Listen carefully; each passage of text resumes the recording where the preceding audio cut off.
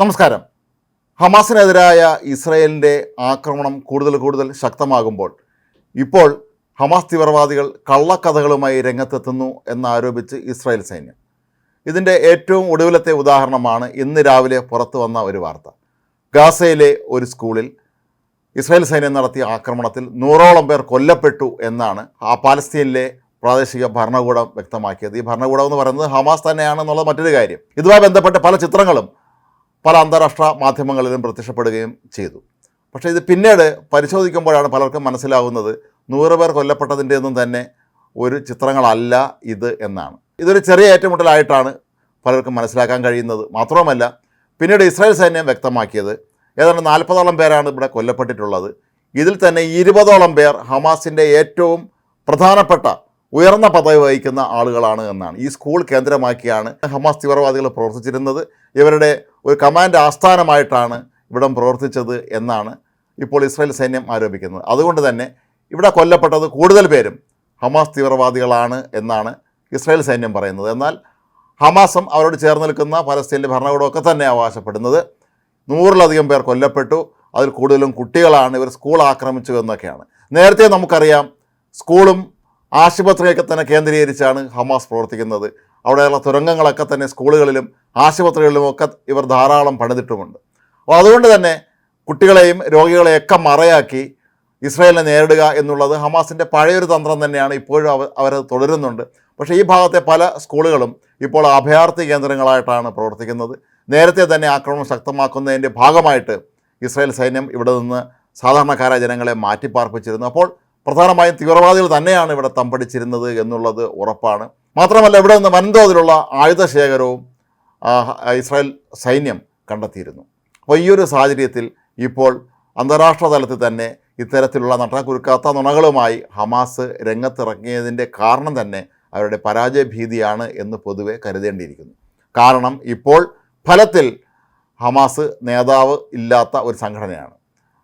അവരുടെ തലവനായ, അവരുടെ ഏറ്റവും പ്രധാനപ്പെട്ട നേതാക്കൾ ഒരാളായിരുന്ന, അന്താരാഷ്ട്ര തലത്തിൽ തന്നെ എല്ലാവരുമായി ബന്ധപ്പെട്ടിരുന്ന ഇസ്മായിൽ ഹനിയ കൊല്ലപ്പെട്ട് കഴിഞ്ഞിരിക്കുന്നു. മാത്രമല്ല, പിന്നീട് ഈ സംഘടന തലവനായി നിയോഗിച്ച യാഹ്യ സിൻവർ എവിടെയാണ് എന്ന് ആർക്കും അറിയുകയുമില്ല. ഇസ്രായേൽ സൈന്യത്തിൻ്റെ ഇപ്പോഴത്തെ ഏറ്റവും വലിയ ഒരു ലക്ഷ്യം എന്ന് പറയുന്നത് യാഹ്യ സിൻവറിനെ ജീവനോടെയോ അല്ലാതെയോ പിടികൂടുക എന്നുള്ളത് തന്നെയാണ്. ഇയാൾ ഗാസയിൽ തന്നെ ഉണ്ടെന്നും ഇവിടുത്തെ എണ്ണിയാൽ തീരാത്ത തുരങ്കങ്ങളിൽ എവിടെയോ ഇയാൾ ഒളിച്ചിരിപ്പുണ്ട് എന്നും ഇസ്രായേലിന് നന്നായിട്ടറിയാം. പക്ഷേ ഇയാളെ സംരക്ഷിക്കുന്നത് ആര് എന്നുള്ളതാണ് ഇവിടെ ഉയരുന്ന ചോദ്യം. അതിന് 1-2 സാധ്യതകളാണുള്ളത്. ഒന്ന്, ജനങ്ങൾക്ക് പലർക്കും ഇവരുടെ സംഘടനയും ഭയമാണ്. അതുകൊണ്ട് തന്നെ ഇയാൾ ഏതെങ്കിലും ഒരു വീട്ടിൽ അഭയം തേടിയെത്തിയാൽ അവർക്ക് ഒരിക്കലും അത് നിരസിക്കാൻ കഴിയുകയില്ല. കാരണം നിരസിച്ചാൽ ഉണ്ടാകുന്ന ഭവിഷ്യത്ത് എന്താണെന്നുള്ളത് സാധാരണക്കാരായ ജനങ്ങൾക്ക് നന്നായിട്ടറിയാം. മറ്റൊന്ന്, ഇയാളെ ആരാധിക്കുന്ന ഒരുപാട് പേരും അവിടെ തന്നെ ഉണ്ട് എന്നുള്ളതാണ്. അവർ ഒരുപക്ഷെ ഇയാൾക്ക് സംരക്ഷണം ഒരുക്കുന്നുണ്ടായിരിക്കാം. അതുകൊണ്ട് തന്നെ യാഹ്യ സിൻവർ ഇപ്പോൾ തുരങ്കങ്ങൾക്കുള്ളിലാണോ അതോ ജനവാസ മേഖലയിലാണോ എന്ന് ആർക്കും പറയാൻ പറ്റാത്ത അവസ്ഥയാണ്. ഇയാളുടെ കൂട്ടാളിയായിരുന്ന മുഹമ്മദ് ദെയ്ഫ് ഇതുപോലെ ഭൂഗർഭാറകളിൽ കഴിഞ്ഞിരുന്നതിന് ശേഷം പുറത്തിറങ്ങിയ ദിവസം തന്നെയാണ് ഇസ്രായേൽ അയാളെ വധിച്ചത്. അതുകൊണ്ട് തന്നെ യാഹ്യ സിൻവറിനറിയാം താൻ പുറത്തിറങ്ങിയാൽ അന്ന് തൻ്റെ അന്ത്യമായിരിക്കും എന്ന്. പക്ഷേ ഇസ്രായേലിനെ സംബന്ധിച്ച് ഇയാളെ എങ്ങനെയും പിടികൂടിയേ പറ്റുകയുള്ളൂ. കാരണം ഒക്ടോബർ 7 ആക്രമണത്തിൻ്റെ ഏറ്റവും പ്രധാനപ്പെട്ട ആസൂത്രകൻ ഇയാൾ തന്നെയാണ്. ഗാസയിലെ കശാപ്പുകാരൻ എന്നറിയപ്പെടുന്ന യാഹ്യ സിൻവറിനെ എങ്ങനെയും പിടികൂടുക എന്നുള്ളത് ഇസ്രായേലിനെ സംബന്ധിച്ച് അവരുടെ അഭിമാനത്തിൻ്റെ നിലനിൽപ്പിൻ്റെയൊക്കെ തന്നെ പ്രശ്നമാണ്. അതുകൊണ്ട് തന്നെയാണ് ഇപ്പോൾ ഗാസയിൽ വ്യാപകമായ തോതിൽ ഇത്തരത്തിലുള്ള ആക്രമണം ഇപ്പോൾ ഇസ്രായേൽ സൈന്യം നടത്തുന്നത്. എങ്ങനെയും അയാളെ പിടിക്കാനുള്ള ഈ ശ്രമത്തിനിടയിലായിരിക്കാം ഒരുപക്ഷെ ഇത്തരത്തിലുള്ള ആക്രമണങ്ങളൊക്കെ തന്നെ അവിടെ ഉണ്ടാകുന്നത്. വീടാന്തരം കയറിയുള്ള തിരച്ചിൽ കുറേ നാളുകളായി തന്നെ ഇസ്രായേൽ സൈന്യം തുടരുന്നുണ്ടായിരുന്നു. ഒപ്പം ഇവരുടെ തുരങ്കങ്ങൾ ഓരോന്നായി കണ്ടെത്തി അവ ഇല്ലാതാക്കുന്നതിനും അവ പൊളിച്ചു മാറ്റുന്നതിനുമൊക്കെ തന്നെ ഇസ്രായേൽ സൈന്യം മുൻഗണന നൽകിയിട്ടുണ്ട്. കഴിഞ്ഞ ദിവസം ഹമാസിൻ്റെ തന്നെ 3 കിലോമീറ്റർ ദൈർഘ്യമുള്ളൊരു തുരങ്കമാണ് ഇസ്രായേൽ സൈന്യം നശിപ്പിച്ചത്. ഈ തുരങ്കത്തിനുള്ളിലേക്ക് കടന്നു എന്ന ഇസ്രായേൽ സൈന്യം ശരിക്കും ഞെട്ടിയത് ഈ തുരങ്കത്തിനുള്ളിൽ 2 നില കെട്ടിടങ്ങൾ പോലും ഉണ്ടായിരുന്നു എന്നുള്ളതാണ്. അത്ര സുശക്തമായ രീതിയിൽ ദീർഘകാലാടിസ്ഥാനത്തിൽ തന്നെ നേരത്തെ ഗാസയുടെ ഭൂമിക്കടിയിൽ മുഴുവൻ ഇവർ ടണലുകൾ സ്ഥാപിച്ച് ഭൂഗർഭ തുരങ്കങ്ങളിലൂടെ ഒളിച്ച് ജീവിക്കുകയായിരുന്നു എന്ന് അത് ആർക്കും മനസ്സിലാവുന്ന ഒരു കാര്യമാണ്. അപ്പോൾ ഈ ഒരു സന്ദർഭത്തിൽ യാഹ്യ സിൻവറിനെ പിടികൂടാനുള്ള സകല അടവും ഇപ്പോൾ ഇസ്രായേൽ പുറത്തെടുത്തിരിക്കുകയാണ്. യാഹ്യ സിൻവർ കൂടി കൊല്ലപ്പെടുകയാണെങ്കിൽ പിന്നീട് തീർത്തും ഈ സംഘടന ഇല്ലാതായി തീരും എന്ന് അവർക്ക് നന്നായിട്ട് അറിയാം. ഒപ്പം ഹൂതി മുതലാകട്ടെ അതല്ലെങ്കിൽ ഹിസ്ബുള്ളയൊക്കെ ആവട്ടെ, അവരെല്ലാം ദുർബലരായി കഴിഞ്ഞിരിക്കുന്നു.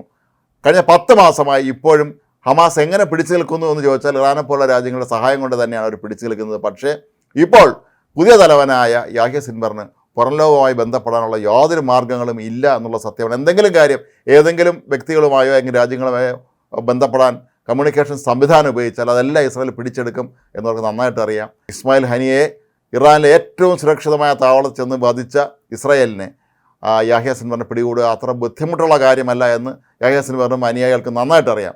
അതുകൊണ്ട് തന്നെ ആയിരിക്കാം ഒരു പക്ഷേ ബന്ദികളെ മുന്നിൽ തനിക്ക് വലയായി നിർത്തി അല്ലെങ്കിൽ ഇസ്രായേൽ തട്ടിക്കൊണ്ടുവന്ന ആളുകളെ തൻ്റെ മുന്നിൽ നിരത്തി നിർത്തി അവർക്കിടയിൽ സുരക്ഷിതനായിരിക്കാൻ ഒരു ഭീരുവിനെ പോലെ ഇപ്പോഴും യാഹ്യ സിൻവർ തയ്യാറായിരിക്കുന്നത് എന്നാണ് കരുതപ്പെടുന്നത്.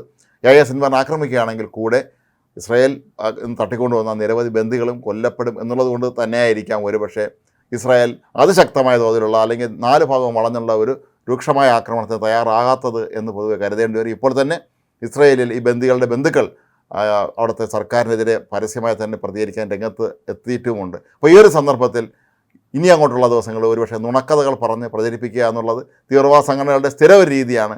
അതുതന്നെയായിരിക്കാം ഒരുപക്ഷെ ഗാസയിലെ സ്കൂളിലെ ആക്രമണവുമായി ബന്ധപ്പെട്ട് ഇപ്പോൾ പാലസ്തീനും ഹമാസ് തീവ്രവാദികളൊക്കെ തന്നെ പുറത്തുവിട്ടുകൊണ്ടിരിക്കുന്നത്.